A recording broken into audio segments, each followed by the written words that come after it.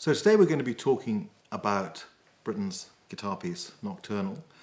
And Laura was very privileged because she was able to work with Julian Bream very closely on preparing Nocturnal for a concert at London's Wigmore Hall. So, Laura, you had the amazing good fortune to have the opportunity to work with Julian Bream on Britten's Nocturnal, amongst many other things. You studied with him for 4 years, from 2013 to 2017, and covered an enormous range of repertoire. You also got the chance to work towards premieres of new pieces for 2 very large concerts at London's Wigmore Hall. I expect a lot of people will want to know about that experience and what kind of things he shared with you during those sessions. What was his general approach like? Well, I remember quite near the beginning of the whole thing, he said to me that the idea of working with someone is to help them to teach themselves, basically. Mm-hmm. And so I always felt that he was trying to get me to develop my own kind of instinct for the music and, you know, not telling me just do this for no reason, but always giving very specific reason for everything, for every idea. And then trying to make it so that I really felt it for myself. Because you can't really, it's difficult to actually get someone to feel something, even if you tell them all the very specific musical details. There's a difference between that and then them playing it and really truly feeling it.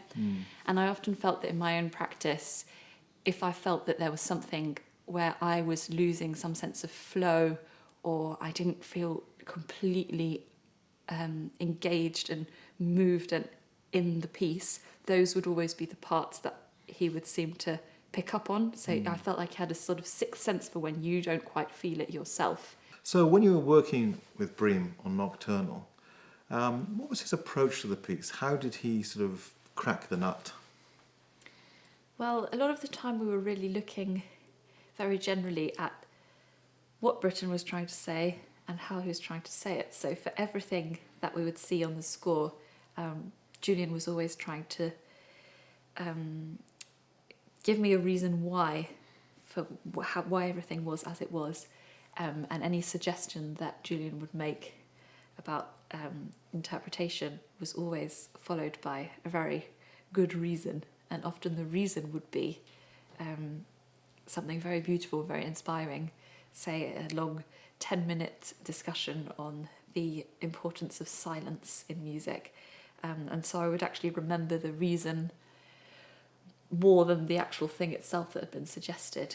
So rather than the technical solution, it's the kind of philosophical or interpretive reason for doing a musical gesture that was the focus of his teaching. Exactly, yeah. And he was very keen that the way that you work with someone should be that you're trying to encourage them to be able to teach themselves and to work for themselves and to think for themselves. And so he would often tell me, you know, if this was me, this is what I would do, or if I were you, I would. And so in that sense, he was being both the student and the teacher, because he's showing kind of what he would do as the student as well. And so that also encourages the student to be both student and teacher.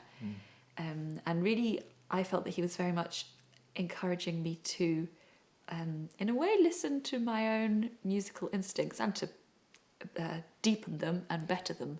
But there was something quite instinctive about the whole process, and I felt that he could really tell when I played something and didn't completely believe in it. So even if I'd done everything that it was suggested, you know, you move towards this note and a little staccato here because the music is feeling like it's getting a little bit excited and then suddenly gets halted. But if I did those things, but not with the deep kind of feeling of it from my soul, then I think that he could notice. So I actually, he had almost like a sixth sense for that, the deep sense of connection with the actual heart of the music. A kind of emotional kind of sincerity. Totally, yeah. So it sounds like Julian Bream went through an awful lot of sort of localised detail in the first movement musically. Did he also give you some idea about the overall character of the variation? Yeah, I think there was quite a few things actually. We talked a lot about asymmetry. And also, this was something I suppose actually in general about the way he was often teaching me, which was the idea that things should not sound contrived, but had to sound, as though you were making them up as you went along, which is very relevant for that opening. It certainly is, yeah.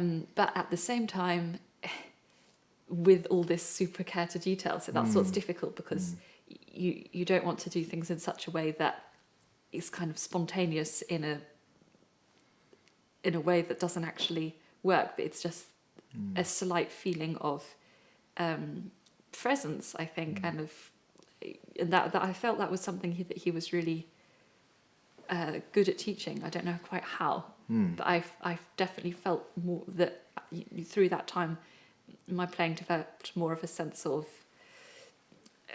spontaneity is slightly the wrong word, but I'm not quite sure what the right word is.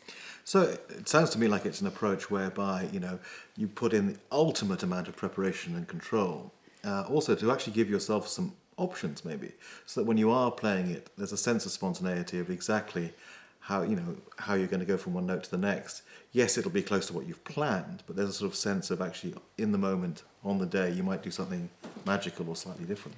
I don't know if it was that exactly, or more the feeling that every time you play it, you have to feel it afresh. So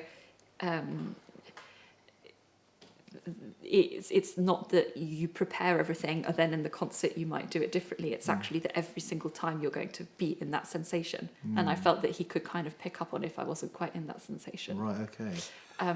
Then also we talked about, more general things like the feeling of it being kind of shrouded, and specific things like, as also interestingly, he was often saying to me, no, that's too musical.